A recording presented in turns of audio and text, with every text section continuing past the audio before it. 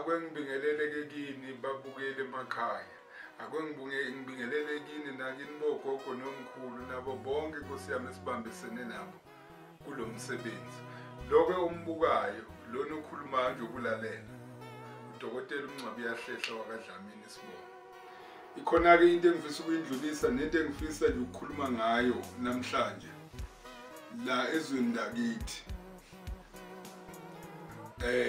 Besehlelo isehlo isibhlungu nebesisibi kakhulu la khona kade kuluthwa izitoro nama malls wethu kuluthwe kakhulu.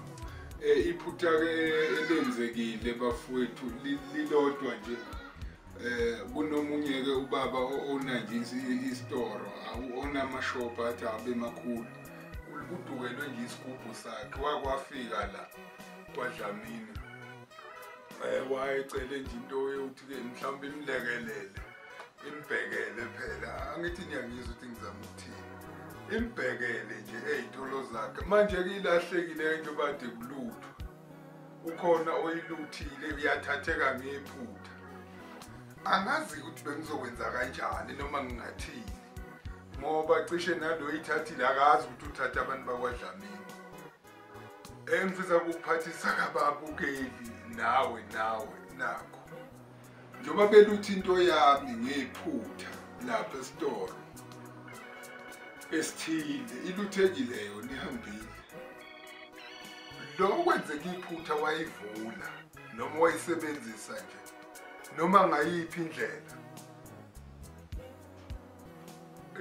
usiyamnyamdabukela ngoba uzokhumlingo nje uzoyihambela nqunu nje uzohamba nje nqunu ucwele ngeke azazi abone umuntu emahlweni akhe angazi bekungenzeka kanjani bakithi Nkosi yami nimtshele nje ukuthi ngithe indaba yonakale kulesa sigubhu lesasivule wasisebenzisa kabe ngasicelanga ngoba impela ngoba nasi uzoyihambela nje ashaye nje njoba ayefika la emhlabeni wathi mayefika wafika vele enje ukuthi ufikela komama babekhona bemthanda bamhlonipha basheshe bamphutha manje ke useyibuyisele emuva uzohamba nje jwabujwabu ilesa sigubhu lesi sithatheke ngephutha akasibuyisele ngiyacela hayi phela ocelayo yimi Nkosi yami yimi nje ocelayo njoba ngicela nje noma bekuthiwa usukude kanjani vele ungifonele +273 219